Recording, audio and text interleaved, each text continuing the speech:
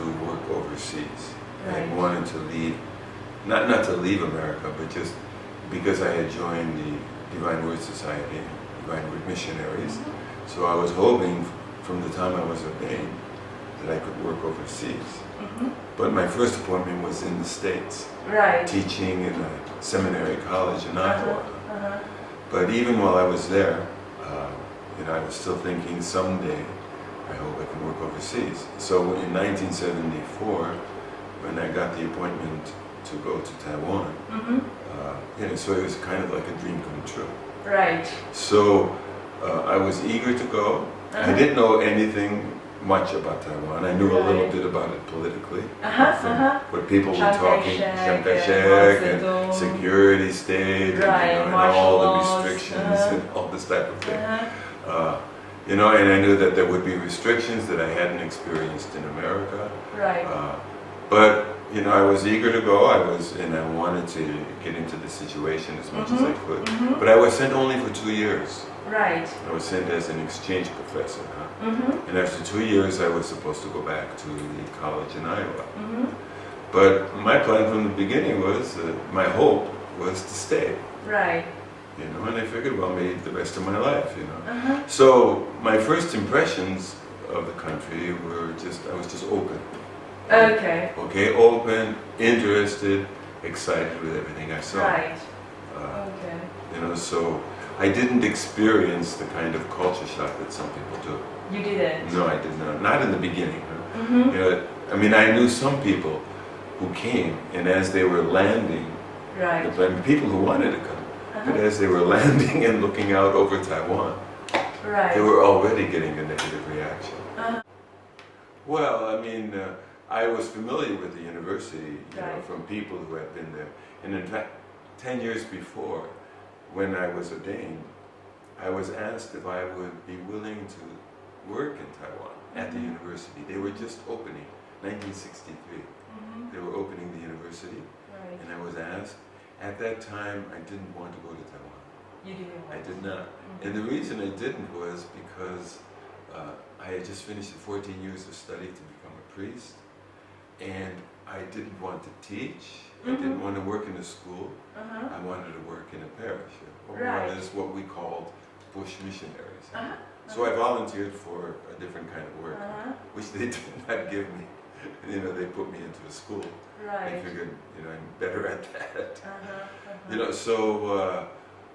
So I didn't. The reason I thought of Taiwan then was because, in my work in America, I had gone for a PhD because I was appointed to the college, and so the most likely place they would send me with a PhD would be Japan, Taiwan, or the Philippines, because we had universities there. Right. And so I was being practical. I looked to that. So that's why I went. And Taiwan at that point had some people who were just gone out for studies. Sister Helena was one of them. Yes. She had just gone to work for her PhD, so they were looking for a replacement. So that's why I got there. All right. So there's any culture shock. Does it mean that later on there was... Well, later on, of course, some difficulties, and of course, you begin to discover new things, but not really. I didn't experience any serious culture shock in the way they call it. I have a friend who's read a lot of what I've been writing, and she works with people going to other countries. She lives in Washington, and she told me, I just read it last night just by chance. She says she hates the word culture shock. Because the culture shock says you go there and you're just hit with a big bang. And that's not the way it works for most people. For most people, it's just little things. The little thing, this is different, the food is different, the smells are different, the language is different, all these little things. And for some people, they accumulate, Exactly, that's the word I think about. Accumulation. Right. So you have these little things that are different from back home add up, and then all of a sudden you feel you hate this place and you want to go home, and this type of thing. Or the other way around, that you, after these accumulated thoughts, you realize that actually I like this place and I would like to stay here. Right. And that was my experience for Taiwan. Now, after I was in Taiwan for almost 20 years, and I came in 1974, and I had a sabbatical in 1990. And at that time, I went back to Boston. I was visiting scholar at Harvard, and that's when I had culture shock. What they call reverse culture shock. Yes. When you go back to your own home country. I understand. I understand that totally. You know? Totally, yes. Then I realized, there's so many ways of doing things, and that I had gotten to like, and they became part of me. And when I went back to America, it wasn't quite the same as it was 16 years before. Right. Yeah. And so 3-4 months, the first 3-4 months was terrible. I mean, for many people, one of the difficulties in going to Taiwan is what you just said, the way you eat. Not only that, but I knew some people, young men who had come to study Chinese and working in an overseas training program I had begun in Taiwan. They positively reacted against using chopsticks. Not because of the difficulty, but of eating out of the same pot. Putting your own chopsticks into the same pot with other people. Yeah. And it never occurred to me that that's a problem. I mean, I never had a problem with that. Wow. And and then also coming to Thailand, I had some difficulties with the spicy foods at first. But I wanted to taste the food of the land, and I really got to like it. Right. And also when I've traveled in 20, 30 countries in the course of my life, and in every country, the first thing I want to do is to taste the food. Yeah. So going back to the States, it was not a problem. So that wasn't the problem. The problem was more with the violence I felt in the streets in America. I mean, just the easy anger. Let's say somebody's driving and then show the finger or say some vulgar words to somebody if they didn't like the way they were driving. I wasn't used to that in Taiwan. I had gotten used to a more direct approach in America than I had experienced in Taiwan. And part of it probably is also the kind of respect that Chinese gives to teachers. Right. That didn't count when I went back. Right. So it was things like that. Things like that would be more difficult. I knew about that before I came. So I said, okay, if I'm going to live and work here, I need to live with that. I need to learn to accept it as much as I can. Internally, I didn't like a lot of it. I did not like the Jiaoguans on campus, and I didn't like the way they would disrupt the class to take roll call. They did? Yeah. I mean, they would come, and of course, many students would immediately be maybe shifting chairs, or they'd be running out to explain why they weren't there the day before or something. I used to hate that type of thing. And also the general kind of military discipline and sort of indoctrination that was there. But, I tried to keep quiet on that. And in my own way, in my teaching, I tried to bring in other values as well, as much as I could. Knowing that there probably is some student in here who's going to report if I go out, if I say anything against certain topics. Right. I mean, at least it was the urban legend, whether it was true or not. Right. I presume it was true at the time. That we more or less presumed that there was at least one student in every classroom there to check up on teaching. So you were aware of these untouchable issues? Yeah, sure. Very much. And then I would, try, I was teaching, not the first year, but in most of the time I was teaching American literature. So one of the ways I would try to do it is by inviting small group discussions, and then inviting the students to compare the values they see and what they're reading to Chinese values. For instance, Scarlet Letter. How would that go off in ancient China? How does it? What are the reactions to it in modern China? Or Benjamin Franklin. How is what he says in his autobiography close to some traditional values that China has? So that way I would hope that I would just raise and what did you find? Issues from the first months in Taiwan is going into into Taipei with a couple of other new teachers from the English department, and we had to go from the train station to Zhongshan Bay, in that area. Right. Just down, I forget the name of the street in front of the train station. Is it Zhongxiao? Taipei Qiao? No. Zhongxiao Qiao? No, not the bridge. No, I mean the street. You know, so just going down the street from the train station, just a little past Zhongshan Bei Lu. Anyway, the point is it wasn't very far. But I remember it took us about an hour because it was rush hour, you know, we're going to eat some Chinese meal. Right. And what I remember right around the train station was huge traffic jam. And the buses were all like the yellow school buses in America. You know, these with the motor up in front. You know, they were gone within a year or two, but that image is still in my mind. It's the kind of the yellow school buses that would go out in the countryside in America at the same time. Those students who really introduced me to, you know, Alishan, Yushan, of course down in Kaohsiung, Bingdong. Reach the top of the mountain. Of Yushan? I went there once, you know, and I went with a group of students from the English department. I think within the first year or two, maybe the first 2 years. Right. And what I remember, we didn't go to the very, very top, but I got pretty close. No, I mean, we really got very close to it. We did get to the top, to the lodge, okay? And then from the lodge, some of us climbed higher. Right. But not to the absolute top. You know? I mean, we could have gone a little further, but not much higher. You know, so we were really on Yushan. But going up there was really challenging. Yeah, it is. Because of the altitude. But the main peak is okay. The difficult one is the eastern peak. Yeah. It was incredible because you really have to climb, not. Yeah, we had to only for the last maybe half a kilometer at the most to climb. Right. Yeah, because there was a path. But what I mean is because of just going higher, and a good number of the girls were getting sick on the way up. And the boys would of course be helping them, encouraging them, and helping them to go on.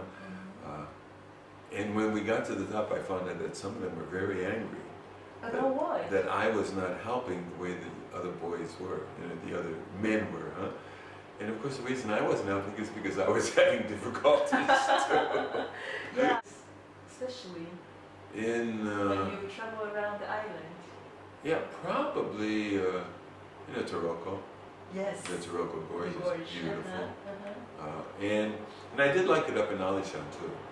Not just because Alishan, the city itself, not that much, but the area around it.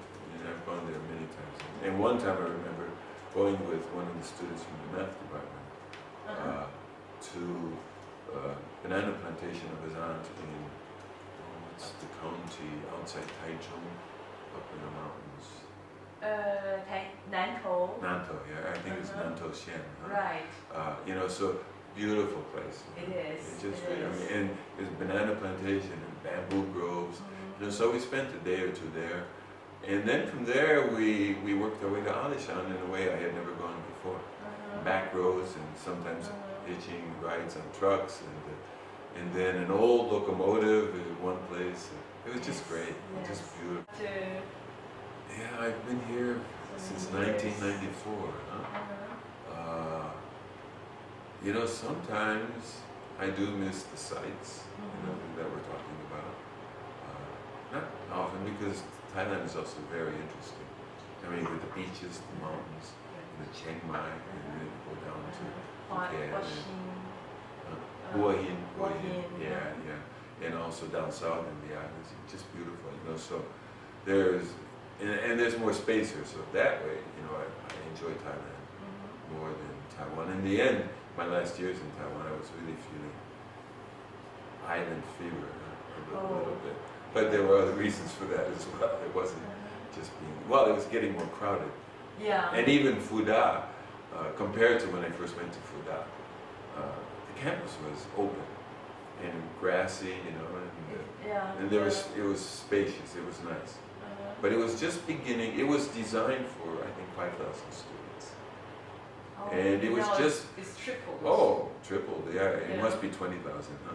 At least. Oh, I don't know the specific number. Yeah, it was about 17, 18 when I left. Anyway, you know, so of course more and more buildings, and around the time I was there, Archbishop Logwang started a beautification campaign, and the idea was to plant more and more shrubs and trees on campus. So we lost the space, you know, so I missed that. And so that's one reason I was feeling more and more crowded. Yeah, oh yeah, what I missed. What I really miss is some of the friends.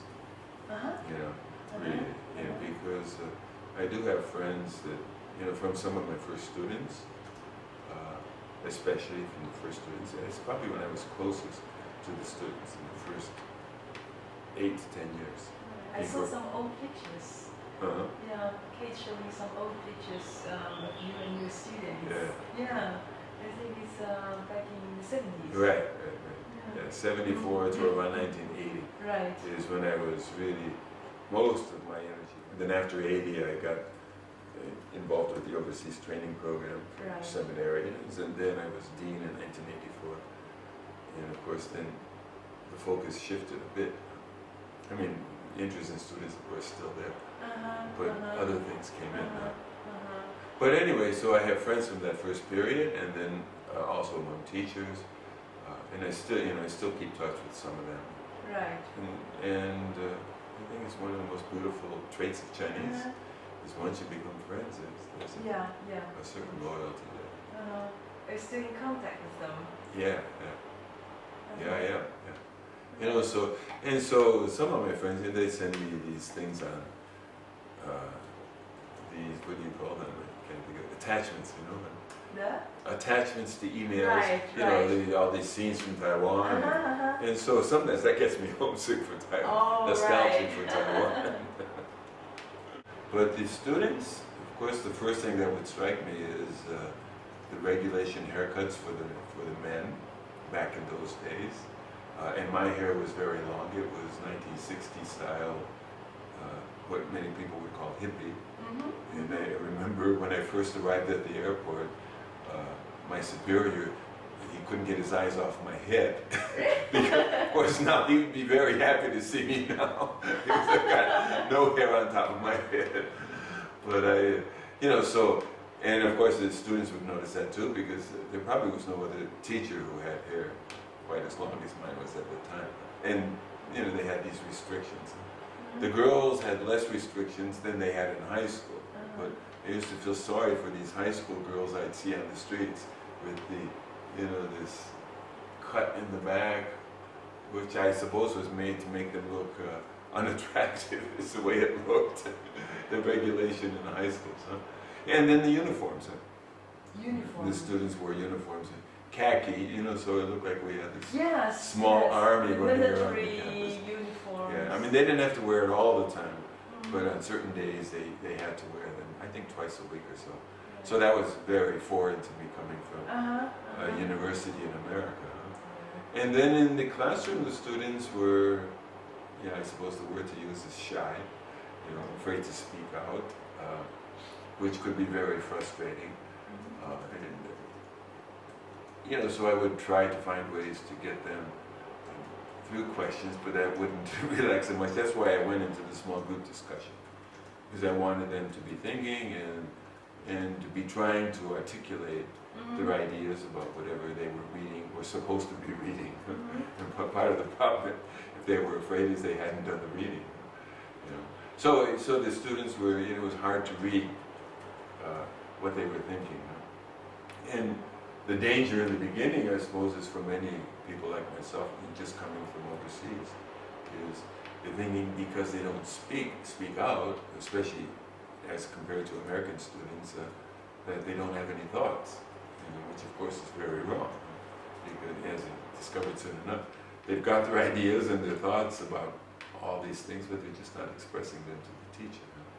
And I understood that part of that is the training the kind of respect you're supposed to give, not to question the authority of the teacher.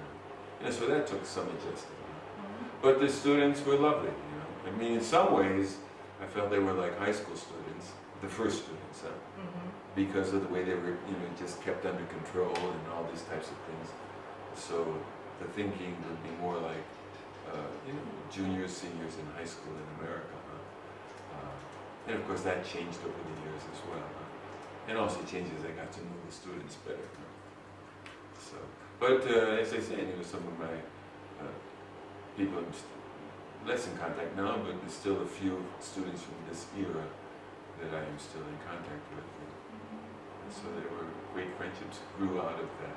Out of that period. In 1975, after I was there, or 76, after I was there for 2 years, is when Father Demers got permission to open the graduate school. And so it was one of the reasons I was able to stay, convince my superiors back in America that it'd be better for me to stay to help with the beginnings of the graduate school. And of course, teaching graduate students is different. And I was happy to have the students who were more assured of what they wanted, more interested in the subject because they really wanted to go, they had chosen this for their careers and not just because they were put here by the Lienka, assigned to this particular. So many students in undergraduate, in those days in particular, didn't really know what they were going to do with this, other than get a degree and then go get a job. So it was a problem for the students. How did you encourage them to understand themselves, to look for what they actually wanted to do? Yeah, in the beginning, I suppose it was mostly through my teaching literature, because I wasn't teaching language as much as literature, and I loved teaching literature, and I loved communicating my own ideas about it, my own passion for it.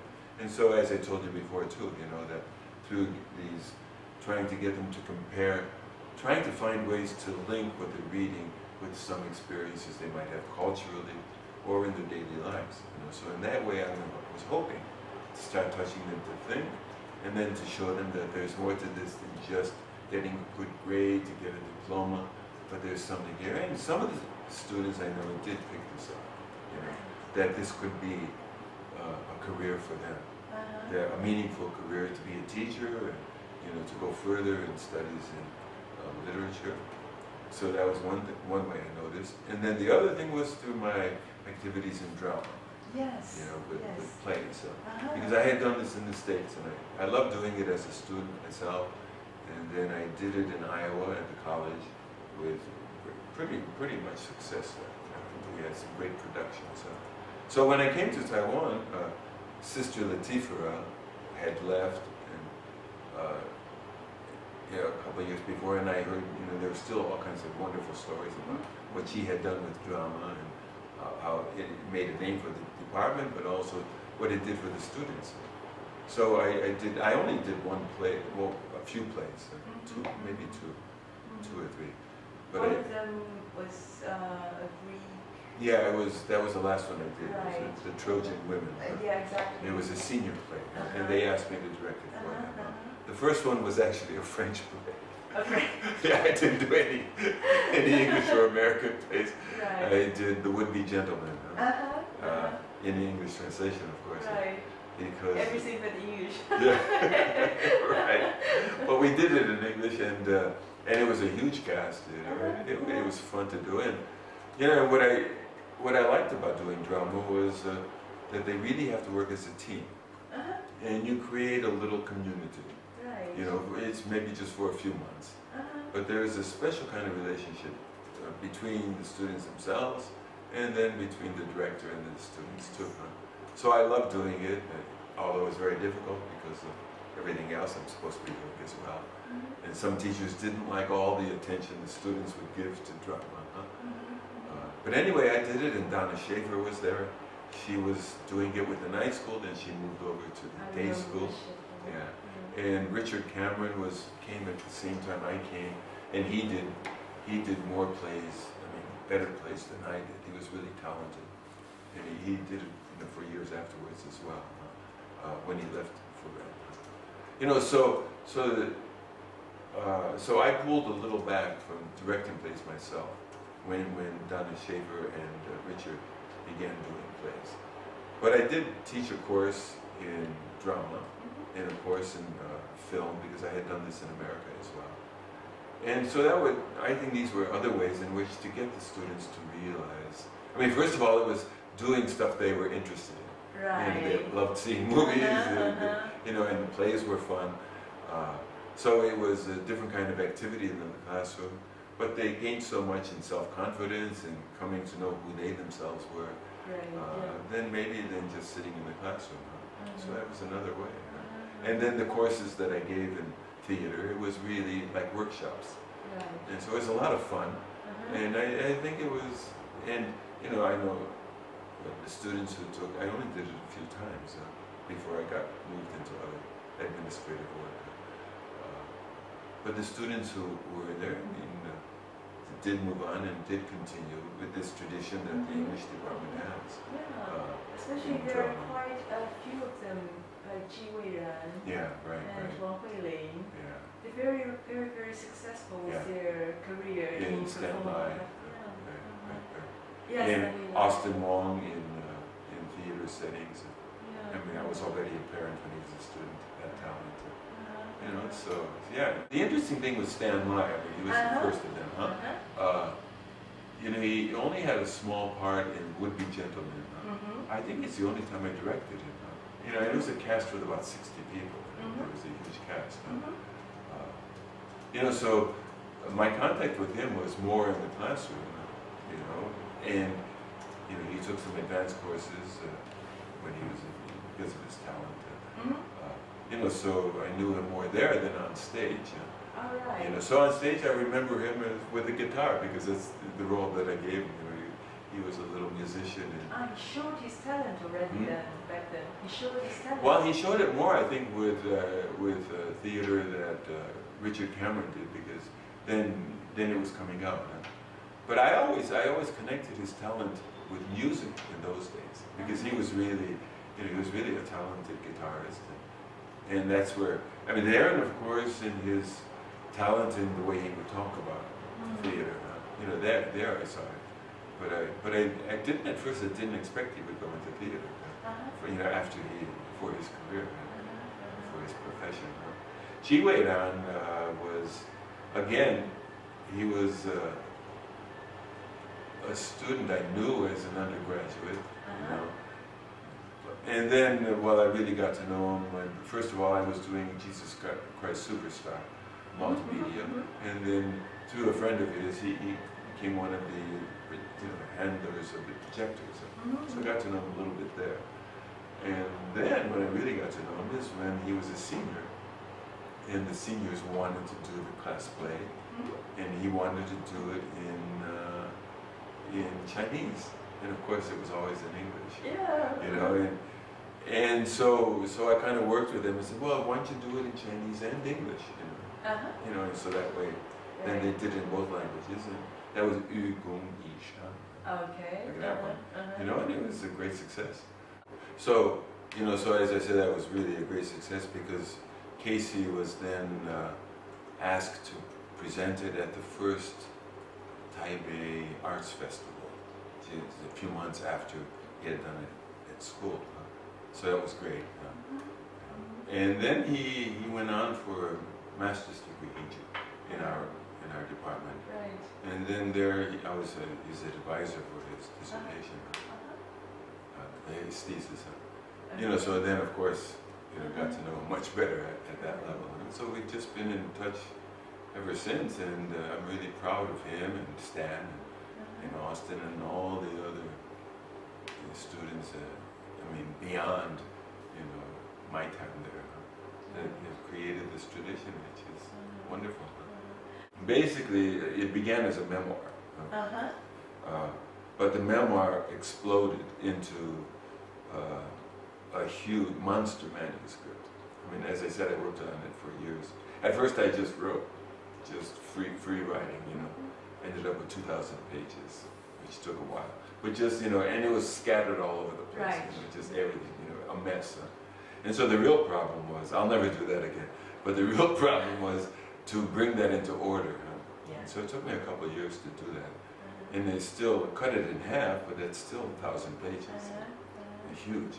And of course I knew nobody's going to read 1,000 pages unless I'm Mao Zedong or Chiang Kai-shek or Bill Clinton or somebody like that, you know. So all along I'm saying, how on earth am I going to, you know, cut this down? But I had to write it this way, maybe for myself. So what are the major chunks? Yeah, so, you know, finally in the last year, as I'm coming to the end, I finally see how I can break it down. And I finished it in December, and in the last 2 months or so, I've been pulling out one theme, which I think is the theme I most want to write about, and that's, I call it the theme of sex and religion. Okay? You know, and so basically, through the course of my life, you know, the sexual development or lack of it, and the spiritual development, and how the two worked against each other or worked together. You know, so that I still will have about 500 pages. I think within a month I'll finish that. Right. Pulling that out into a book on its own, because it means restitching. Right. When I do that. But you know, so and then I'll start looking for a publisher with that in the States. And the second one, which I'm going to the States to see my family in May. Yeah, you mentioned May about and maybe early June. Right. So I probably won't be able to start on the second one until after I come back. But that's going to be just my Taiwan story. You know, starting with my arrival in Taiwan, with your first question, you know, how did it feel when you first came? So we just went through the abstract. Well, sort of, yeah, a little bit. We touched on it. Right. You know, so starting with that period, and what I'm hoping to focus on in my experience of Taiwan from 74 to 94, just what I was doing, you know, the things I have mentioned that I was doing during those years. And also my experience of moving from Taiwan as a security state in the 70s to the full democracy that it was already beginning to be when I left. So I'm hoping that will be of interest to people in Taiwan. And I'd love to get that translated into Chinese, do it in English and Chinese. Yeah. That would be very interesting. And it'll be a shorter, of course, a shorter book, you know, a couple hundred pages, more readable. And then a third book after that will be on authority and social justice. The exercise of authority, in, let's say, in the church or in the priesthood, but not only. And my reactions to this. Because I lived through a period when the church was trying to reform, and then it started pulling back from it. So that would be the focus of the third book. I came on a leave of absence. Right. But not only from the university, but also from the priesthood. You know, because I was given 3 years. And to look into whether I want to continue or to leave from the priesthood. You know. So I mean, that was the key thing. And during those, I think by the end of the second year here, and then I went on.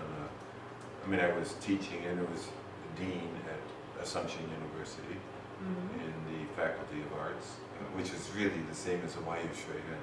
It was all it was almost identical.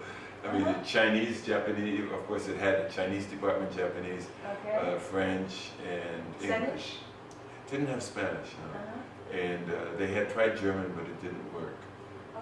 Just when I came, they had decided not to continue with it. So it's just 4 departments, but all language departments, you know, so it was kind of like a replay of the Hawaii Shui, even though the name was different. You know, so anyway, I was there until 1999, but in those first at the end of the 2 years, I went back to the States for a 30-day retreat, just one-on-one with a director, and it was during that time that I decided that I would not return.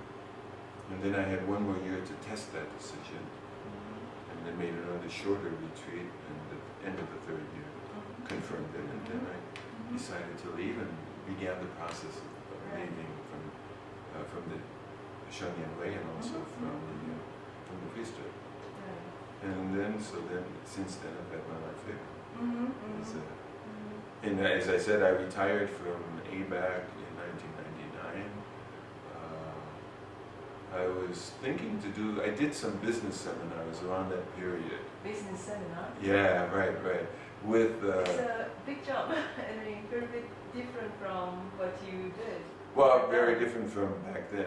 Yeah. You know, but people in literature have done business seminars. but not.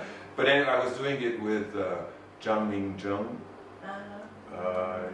He's the founder of Trend Micro. Oh right, I always forget the Chinese.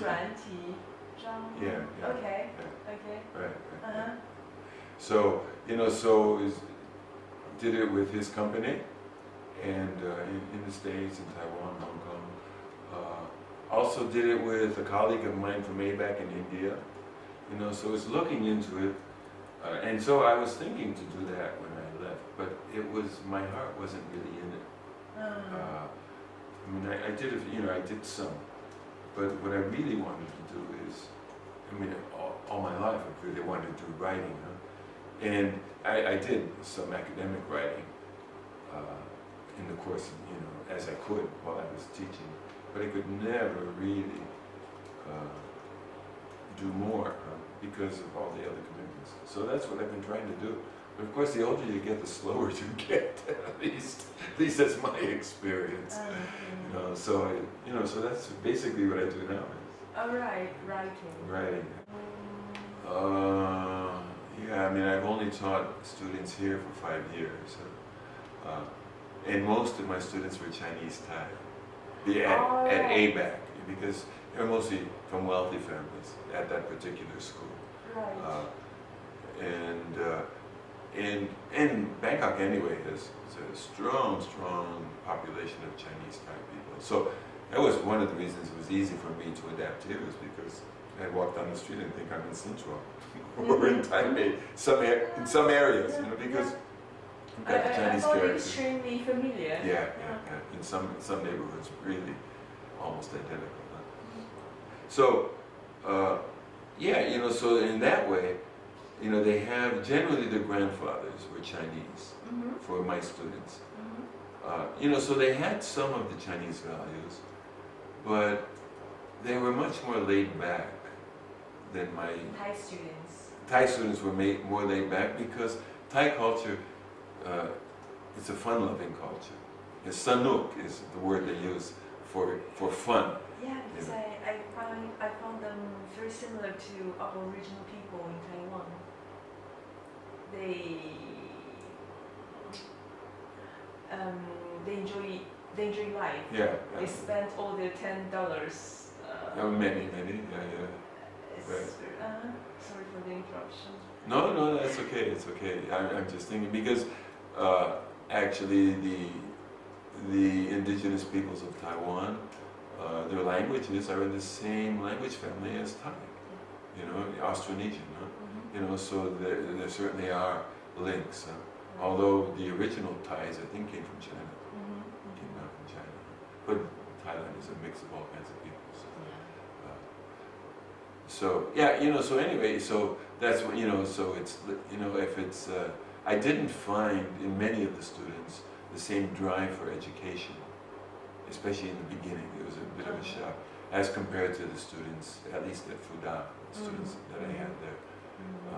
And my conclusion was that part of the reason is the educational system, and it's, or the value of education is not as strong in Thai culture as in Chinese culture. The Confucian values are certainly not as strong even among my Chinese Thai students as they might have been among many students in Taiwan. So there were differences, and I didn't find the same kind of endurance, or the willingness to go through pain to get to a goal that I found with many of my students in Taiwan. Although when I first went to Taiwan, I also felt these students, all they want is to get through, because that was the mentality in the 70s in particular. They suffered to do the Lien Kao. And after that, I should be rewarded with 4 years of holiday, right? So it was something like that when I came here as well. The students, what really shocked me is they would ask me, you have to give me an A. If you don't give me an A, I will be kicked out of school and it will be your fault. And they would ask me in the first weeks before they even began. They did it explicitly. Yeah, some would. I mean, not all, but you know. And I said, well, you do the work. You know, if you do well, I'll give you an A. But you're not getting it just because, you know, I don't have to give it to you. I don't remember students asking me that you have to give me an A so bluntly in Taiwan. Oh wow. So, but you know. As I got to know the students here, of course, then you start separating and you see that there are those students who really have a drive and goals and they go for them. You know, so they're here too, but they just weren't as visible when I first came. Right. I mean, actually, who I talk about is many of the students of that period will know Bernie Del Valle, Father Bernie, because he began a sex education course in the department, together with a nun from Food and Nutrition, and it was really controversial. It was in my first year. You know, I had just come, and he was beginning, and the president was President Cardinal Yubin, and you know, many people were up in arms. How could he be doing this? This is against our traditions, and we don't do this type of thing. And he was, you know, he was being quite explicit about it, quite open, because he felt the students really needed it. Indeed. You know? Huh? Indeed. Yeah, I mean, they did, you know. And the students too, the reaction was mixed. I think most of the students really appreciated it. And I remember some of the students saying that they could handle it because it was done in English. Okay. If it were done in Chinese... So it was more indirect. Yeah, because it was through the second language. But if it were done in Chinese, he could have done it in Chinese, because his Chinese was really good. But they would just be too embarrassed, and it would be all those cultural restrictions would come, you know, would be an added different obstacle. So that was an interesting insight to get from them. You know, I mean, you know, so some of them, even those who appreciated it and wanted it, you know, they were relieved it was in English. But then there were a few students who were really very conservative and just felt this is wrong, resisted. You know, of course, resisted passively. You know, so, and they would be probably the ones who were reporting it to the officials. So, yeah, I mean, the short story is that in the end it was canned. You know, and then of course he was it was difficult for him too, because he felt he was really doing this for the good of the students, and then he was getting all this flack, and you know, that you're doing something wrong. And he had been in China for many years, you know, and I tried to support him the way I could, but I knew I couldn't do that myself. I was just there, and I was trying to enter into the culture as it is, you know, so I wouldn't dare to do anything like that. So, but you know, I tried to be open and tried to show I'm not afraid of it, in whatever way I could, with counseling or with the students. You may have some more questions in that area. Yeah, I was thinking that how did you do to support? I mean, Bernie, we were in the same office. Right. You know, so we would talk about this among ourselves, you know, and he would share with me some of the difficulties he was experiencing, and so just in that way, you know, just you know, like a friend supports a friend, in that way, and then you know, otherwise in public, I don't think I spoke for or against it. Certainly didn't speak against it in public, and maybe in some small ways tried to. I don't remember, you know, but I didn't take any public stand on it. You know, where you know, to come with my, you know, to protest with the treatment he was getting. But anyway, he left within a year or two, and you know, he left. And then it was interesting to see the student reactions. Of course, many were very sad, and there were tears when he said goodbye to them. Because they really loved him. He was really, he was all for the students. It was probably students learned really. Oh yeah, sure. A lot from. And he was. The course from him. His whole approach was very. The process. Yeah, but his whole approach was also, he was very free and, you know, and fun-loving, and so he was a very good teacher. popular among them. Huh?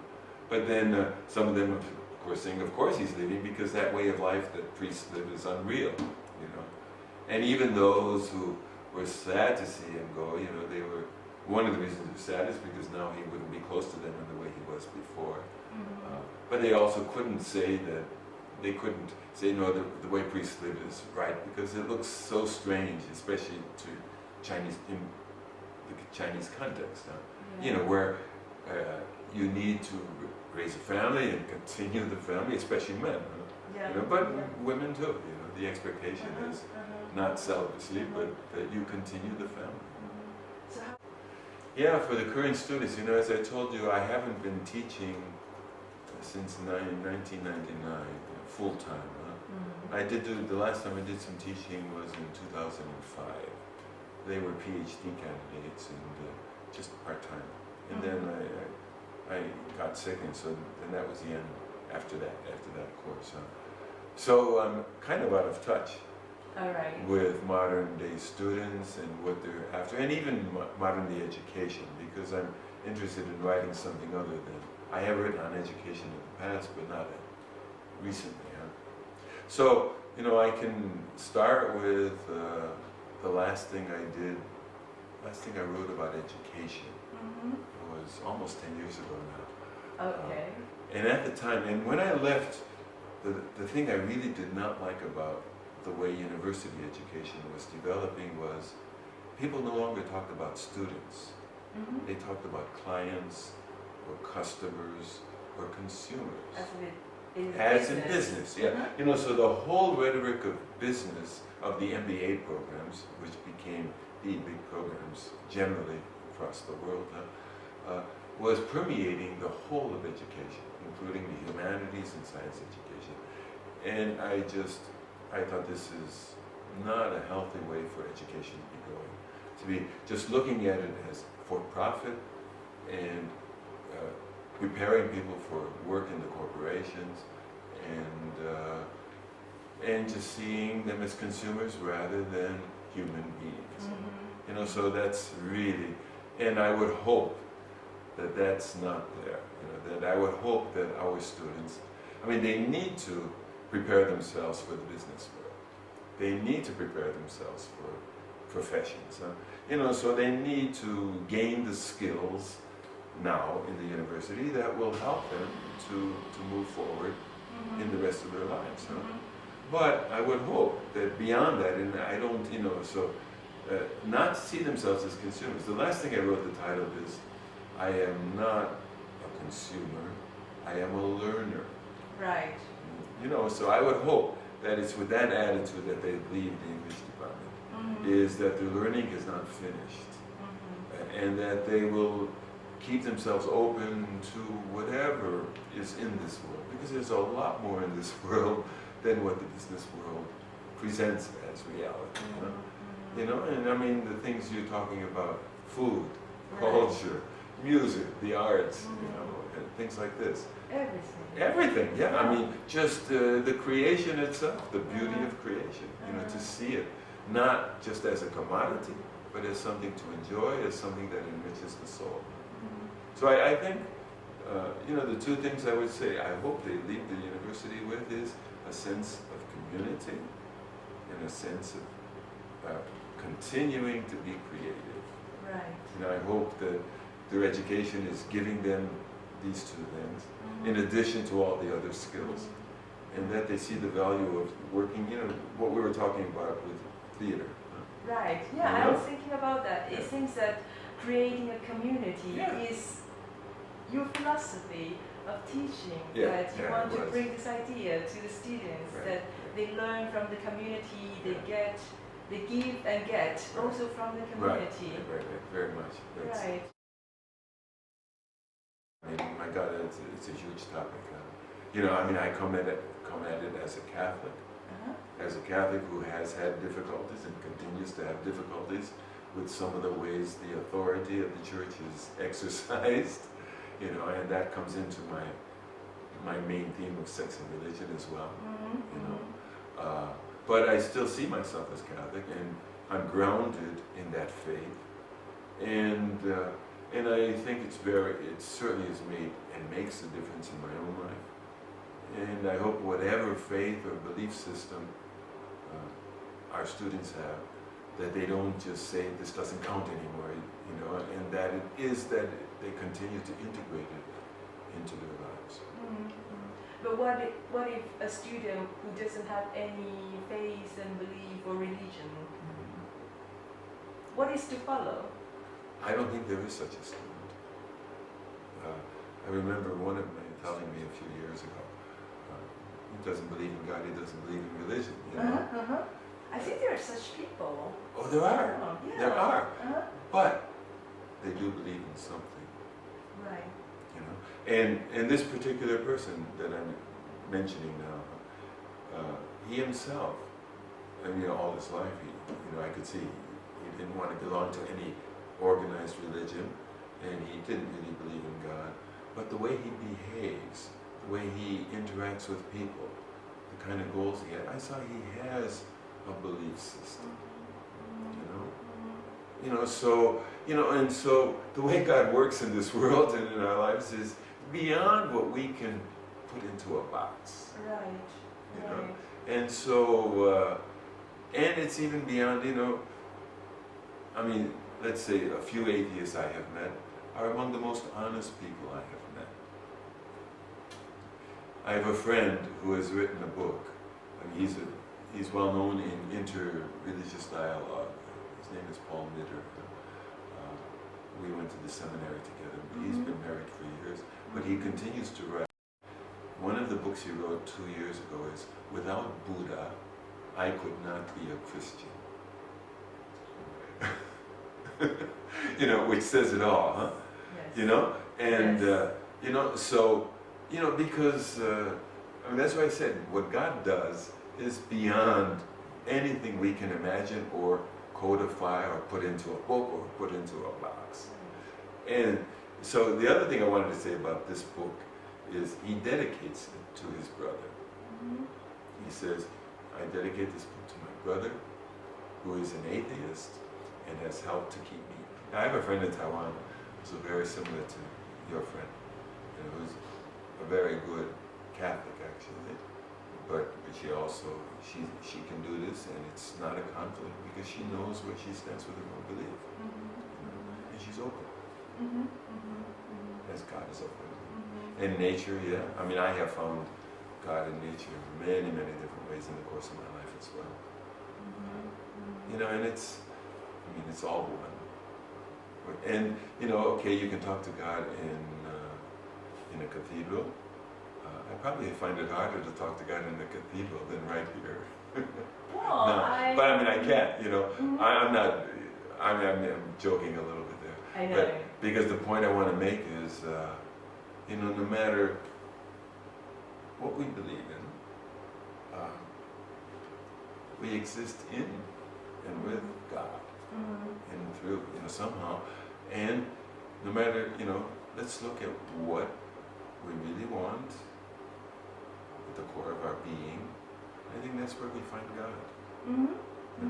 Well, you know, go back to the title of my friend's book. Yeah. You know? I mean, I don't know Buddhism anywhere near he does, but you know, I know that you know, some of the values that I see in Buddhism, I've taken into my Catholicism. Actually, they're there in Catholicism, but maybe not as stressed. You know, like, I mean, say one example. I mean, Buddhism believes everything is transient, everything is passing. Huh? You know, and so you stay indifferent. I mean, you stay somehow detached. You know, and Catholicism also has this tradition of detachment. You know, you don't put all your eggs into this particular basket of the world. You know, and it's very similar. You know, so I don't see any contradiction. It's just coming at the same thing in slightly different ways. And even in, I mean, I generally meditate every day. You do? Yeah, you do? about an hour or so. Right. And I usually, I mean, and I use the Bible as my base for my meditation. You take a passage and just read through until something strikes me and then stop. But I usually begin with what is walking meditation in Buddhism. you know, as a way just simply to try to calm down or to bring myself into focus. I do it for, you know, maybe 10 minutes. It's not much. But it's just a way to bring my focus down and then move into the other. So just little things like this. And I go to the church on Sundays. That church? Huh? That church? No, not that one. Okay. It's just 2 stops down on the SkyTrain from where I live. Okay. Down on Plinchet. It's a Plinchet stop. Right. Just 2 or 3 stops down. You know, and I love that church. It's built like a Thai temple.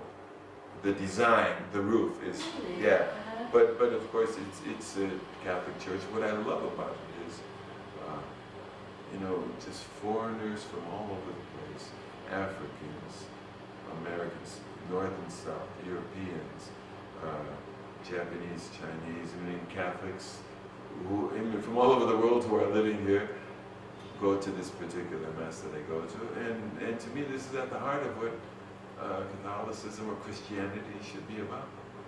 You know, that God loves everybody. And this is something universal. Yeah. Regardless. Yeah, right. Language. Right, races. You know, and I love it. You know, so it's just a great community to be with, and they certainly sing better than most churches I've been to in America. Touching on the heart of my story. I mean, my sex and religion story is God loves everyone. God is love. You know? He is. And he, she, you know, whatever. I mean, those are our terms, you know. And so my point is that love is all inclusive. You don't say this or that. I mean, obviously, if you're married, you're going to choose somebody over someone else. But in terms of our response to the world we live in, I think this is the way to go.